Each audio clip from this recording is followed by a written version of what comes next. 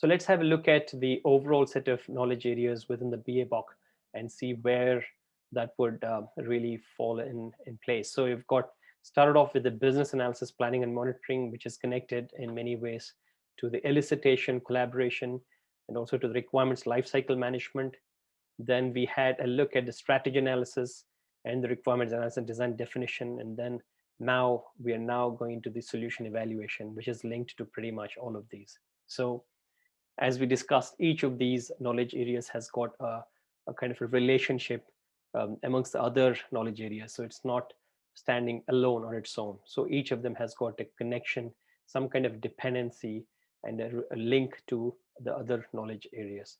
So this is the final knowledge area that we are discussing in this sequence. So with this, we would be completing the knowledge areas within the as we discussed in the BA book. And it will, as a BA, we still needs to continue working with the team in implementation of solution, but that is slightly outside the scope, because as I kept discussing with you before, the business analyst role is primarily in terms of the problem space end of the spectrum, rather than on the solution spectrum. But then we need to facilitate the team, we need to engage the team, facilitate, work with the team, support them in creating the solution, in implementing it, developing and delivering. That should be there. I'm not saying we're not supposed to do that, but then we are not the owners of the solution space, because the owners of the solution space are completely different roles: the architects, the developers, and the subject matter experts on the implementation side. They are the experts, they are the owners, they've got the right set of skill set to be able to work and deliver the solution space requirements, whereas the problem space requirements in terms of identifying the planning, the monitoring, identification, specification, the measurement, assessment, the strategization of the problems, the finding of the opportunities, the challenges, the communication of the requirements, and then the feasibility analysis, business case, getting the funds, getting the budget case, creating the proposals. All of these fall into remit of the BA. And then from there, the moving into the transition into the solution space with the design options, and then evaluation of the design options, recommendation of the solution, evaluation of the solution is pretty much in the plate of the BA. But then implementation of the solution is not really something that the BA is accountable for, though they support it.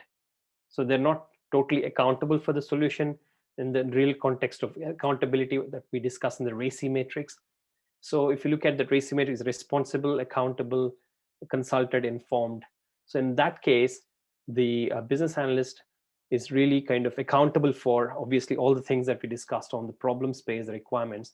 But when it comes to solution space, they're not accountable for the solution, but they are responsible for delivering the solution by having the right set of requirements. So again, that's the and facilitation and the supporting of the team members in that sense.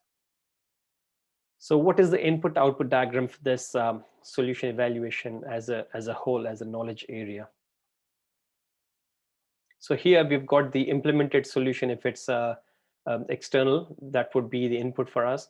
So essentially we're talking about the buy solution, or it could be the current state description, which is the as is situation. That is the potential input for us again. Another input could be the objectives, the business objectives, the plan, the vision, the solution scope, all of that, and the potential value. All of these are going to be the input for us. And then what we do here is we'll measure the solution space in terms of the performance, how it's performing, the functional, non-functional aspects of it. And then we'll analyze each of those measures and metrics and the KPIs and the critical success factors. And once analysis is done, we'll be able to kind of understand what are the limitations within which this solution is operating in. And then again, the understanding of the enterprise limitations and the business constraints, again, to understand the overall business context and where we need to look at how we should be trying to pursue that, and recommendation of the actions to increase the solution value. Again, with all of these in place, we would be then in a position to recommend the set of actions and the next steps that should be taken so that we can improve the solution value. And in terms of the output, we have got the solution performance measures, or the metrics, very important. Solution performance analysis, which is a result of this, or the outcome from there. Solution limitation, again, outcome from this task.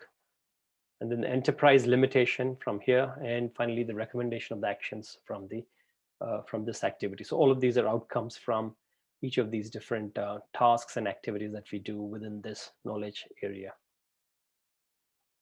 So as we mentioned, it's about these 5 different set of tasks that we do out here within this context of solution evaluation. Important to realize that it's about the solution. We're not talking about problems, or we're not talking about requirements here. We moved now already into the solution space. And in this space, it's all about the delivery of value. It's the implementation, it's the development, it's the testing, it's the deployment of that solution, which would help address the requirements that we have set out for. So very important that we need to know the context. We're not talking about problem space at all now. It's about the solution now. So that's why we need to understand it's all about solution here.